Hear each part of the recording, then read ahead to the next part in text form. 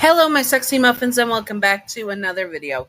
In this video, we are going to be doing episode 2 and 3 of Bleach. I know I said I wouldn't do episode by episode, but when rewatching, I remember that each of them have sections where they introduce a character, and those few episodes that are 2, 3, 4, whatever amount episodes introduce a new character and more about the Soul Society and what it means to be a Soul Reaper. So I thought that is a good way to cut off each section and talk about it with getting in depth of that character at this point in the show and what they could be in the show. So there is going to be spoilers.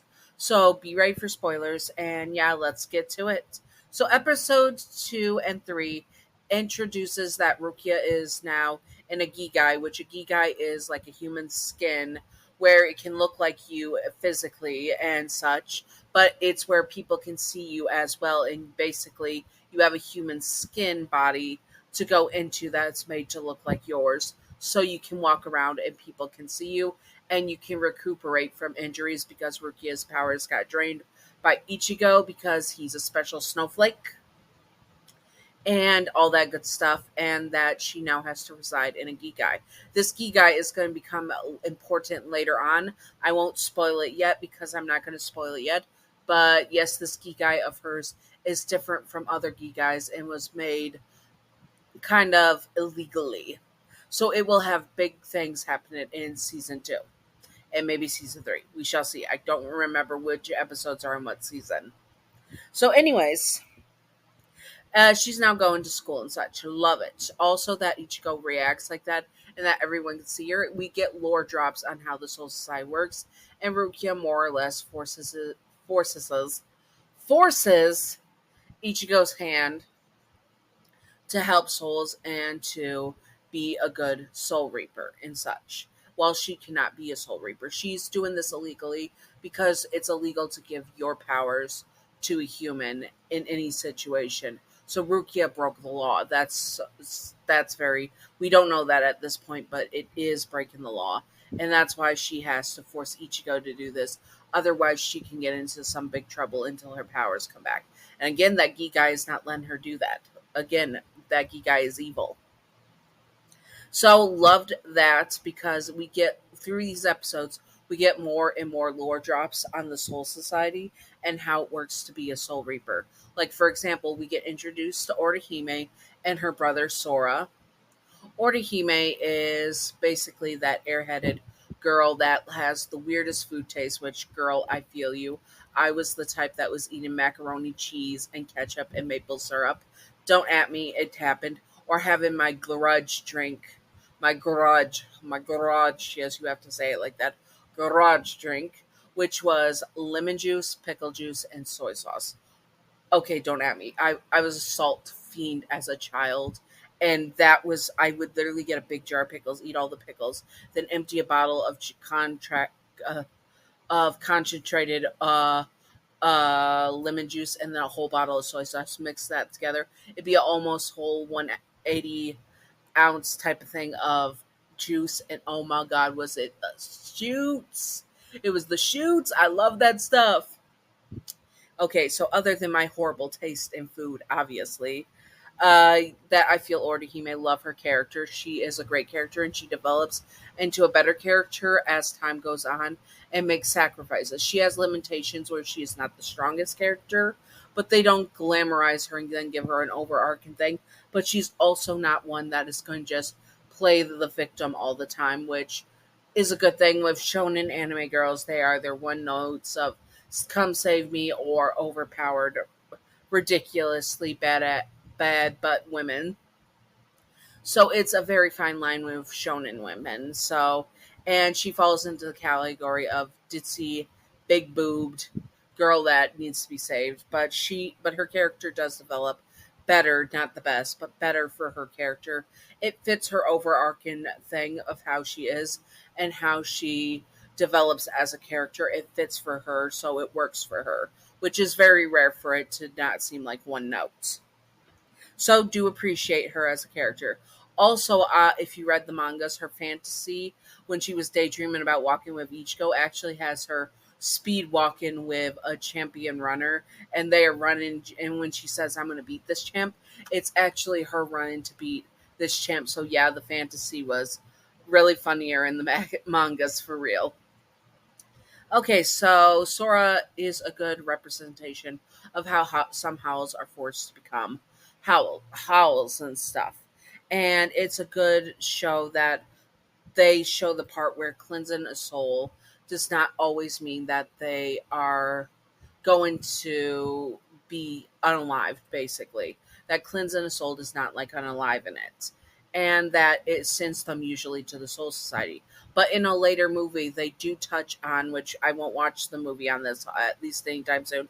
If my partner wants to watch it, I might review it. But the movie touches on, one of the movies touches on a hell thing where some souls are so bad, which I think the next soul, which Chad had with the bird in the next, I won't spoil much of the next episodes, but in the next episodes it's with Chad, and basically he has a really bad howl after him that was a serial unaliver in real life. So I think that would have gone to HE double hockey sticks, but it was so early in the show they didn't touch on where bad souls went. But I believe that the bad soul would have gone to HE double hockey sticks, which they touch on in the movie, and that's in the part of Rukia saying that souls are cleansed to go on to the afterlife. The Soul Society is basically the afterlife where you live until you're basically reincarnated. I don't know if that's fully canon or if you're reborn or whatever you want, or until you pass away in the Soul Society by something, or you go and pass on into and go to HE double hockey sticks, which they do have in the show. So, so that cleansing a hollow soul is not unalive in it, but letting it could be cleansed of its hollow deeds and sending it to one of the respective afterlives. Now, I don't say that that the Soul Society is heaven, because the heaven is where the Soul King resides, which is basically a god, and there's a lot more about the Soul King and the Thousand Year War stuff. I haven't watched it yet, so I do not know. So please forgive me on that. Anyways, so what did I think of episode 2 and 3? They were really good, and also they played up a fear factor when the stuffed bear had got its cut in his face. The first time watching it, and then you see the blood, it's like, oh my god. So yes, it does hold up to that as well, very much so, and very good. And also how Toski freaked out to Orihime touching her when she was a spirit, because the chain of fate is basically where the chain of fate is attached to your body and attached to your soul. Then you are not unalived yet, so you can be healed and can go back to your human body before it snaps. So Ichigo uh, learns a lot about what's going on, and also he hesitates because we see that Ichigo is a good person and that he physically couldn't unalive Sora as a howl because he knew who he was and saw and knew that he was the brother of one of his friends that he knew. So it's very intense. Anyways, I hope that you all enjoyed this, and if you would like to see more Bleach reviews, I will be doing them as we go on. If there is any characters from Bleach that you want me to do as yanderis, please keep them adults. So that means at this time, not Ichigo, not Orihime, not Chad, not Ururu, not any of that. Rukia is physically an adult and is just in high school, pretending to be a high school student. She's over 100 years old because she's a spirit entity and not a human. So there's that. And basically that's the same with all the Soul Reapers in the Soul Society, and basically all the Arankars and Espadas. Yes, I have gotten up that far, so if you want to see an Arankar and an Espada, I would love to, because I simp for them so hard. Anyways, I hope that you all enjoyed this, and if you would like to see more, comment below what you would like to see, and I will do my best to do it. And yes, no Patreon outro for this video. Stay sexy, all my sexy muffins. Bye bye.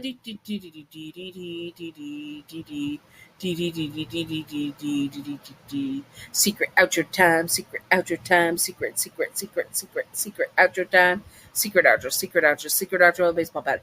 Welcome to the secret outro. And the secret outro question of the day is: if your sibling or parent or whatever that you had a good relationship with passed before you and became a hollow, How would you handle it? I would probably not handle it well, and I would salt and sage my apartment because I do not need any of that bad juju. For those who don't know, I have been attacked by spirits before, and it's bad. It's bad. I had to get my apartment cleaned after my brother passed because he clung to me horribly. Anyways, I won't get into that. If you want a video on that, I can do a video on that, and it's just oof. Anyways, I hope that you all enjoyed and stay sexy, all my sexy muffins.